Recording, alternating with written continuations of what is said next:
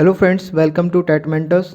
उम्मीद करता हूँ आप सभी बढ़िया होंगे और अपने टीचिंग्स एग्जाम्स की तैयारी कर रहे होंगे। आज हम सीडीपी के कुछ क्वेश्चंस को प्रैक्टिस करेंगे, तो आइए शुरू करते हैं। तो देखिए, सबसे पहला क्वेश्चन है आज का, निम्नलिखित में से कौन सा सिद्धांत विकास से संबंधित नहीं है? विकास एक सतत प्रक्रिया है, विकास अंतःक्रिया का परिणाम है, विकास के विभिन्न पक्ष एक दूसरे पर निर्भर नहीं करते हैं, या फिर विकास सामान्य से विशिष्ट की ओर अग्रसर होता है। देखिए, ऐसा है कि विकास एक सतत प्रक्रिया भी है और विकास अंतःक्रिया का परिणाम भी है।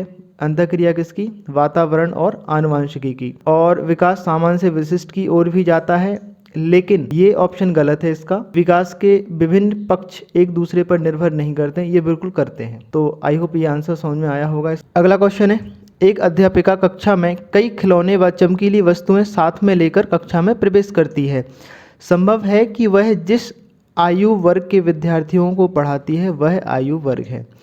यानी कि एक जो शिक्षिका है वो कक्षा में जा रही है और वो अपने साथ खिलौने और चमकीली वस्तुएं लेकर जा रही है। तो हमें ये बताना है कि वो जो शिक्षिका है वह किस उम्र के बच्चों को पढ़ाने जा रही है। ठीक है, तो बताइए इसका आंसर क्या होगा? शिशु अवस्था को पढ़ाने जा रही है, या पूर्व बाल्यावस्था, उत्तर बाल्यावस्था, या फिर किशोरावस्था? तो देखिए, वो जा रही है पूर्व बाल्यावस्था के बच्चों को पढ़ाने। ठीक है, तो ये हमारा आंसर हो जाएगा बी।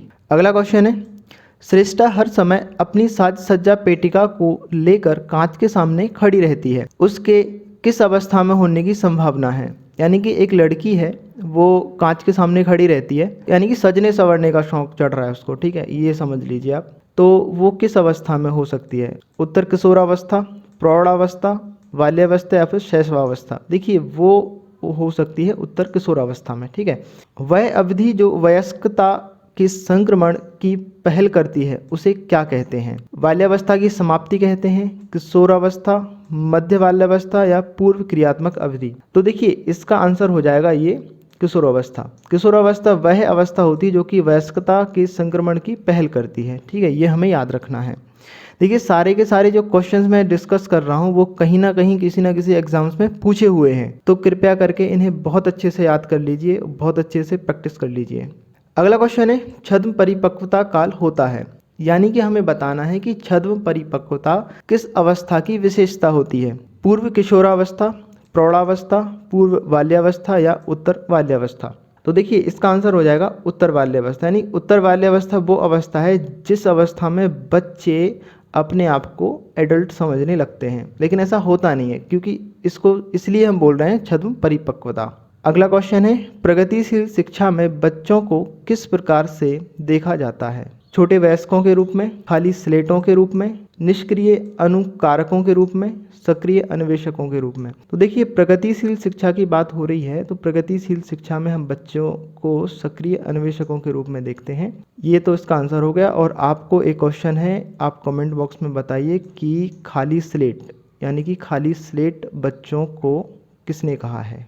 ठीक है, समझ में आया होगा। इसका आंसर हमें कमेंट बॉक्स में कर दीजिए। चलिए, अगला क्वेश्चन पूछते हैं आपसे। बच्चे स्वयं से मौखिक संवाद करते हैं, उन्हें लेव वाइगोत्स्की क्या कहते हैं? समस्यात्मक वार्ता, अहम केंद्रित वार्ता, व्यक्तिगत वार्ता, या भ्रांत वार्ता? देखिए, आपको बहुत अच्छे से पता है कि इसको का आंसर है व्यक्तिगत वार्ता, क्योंकि वाइगोत्स्की इसको व्यक्तिगत वार्ता कहते हैं और जीन पियाजे हैं वो इसको अहम केंद्रित वार्ता कहते हैं। ठीक है, ये हमें याद रखना है। चलिए आगे बढ़ते हैं अगला क्वेश्चन की तरफ। निम्नलिखित में से कौन प्राथमिक सामाजिकरण का माध्यम है? देखिए, प्राथमिक सामाजिकरण की बात हो रही है, तो यहाँ पे सीधा सा आंसर चला जाएगा परिवार। यानी कि जहाँ भी प्राथमिक सामाजिकरण की बात हो वो वहाँ पे आंसर होगा हमारे परिवार। और अगर द्वितीयक सामाजिकरण की बात हो तो वहाँ परिवार के अलावा जो भी ऑप्शन है वो सब सही हो जाएंगे। ठीक है, देखिए, इन क्वेश्चंस का पीडीएफ मैं आपको टेलीग्राम पर शेयर कर दूंगा। टेलीग्राम लिंक मैंने डिस्क्रिप्शन में दी है, और आप इंस्टाग्राम और फेसबुक पर भी हमसे जुड़ सकते हैं, टेट मेंटर्स को सर्च करके। बढ़ते हैं आगे। परिवार एवं पास पड़ोस बच्चों के सामाजिकरण की।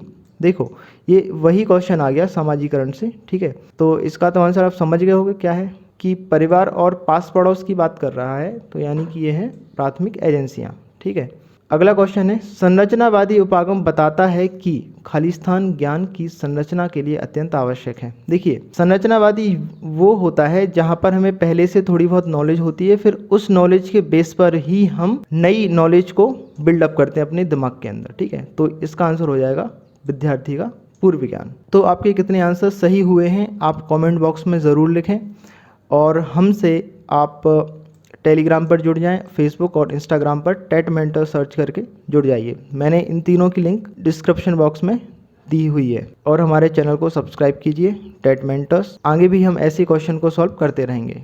धन्यवाद।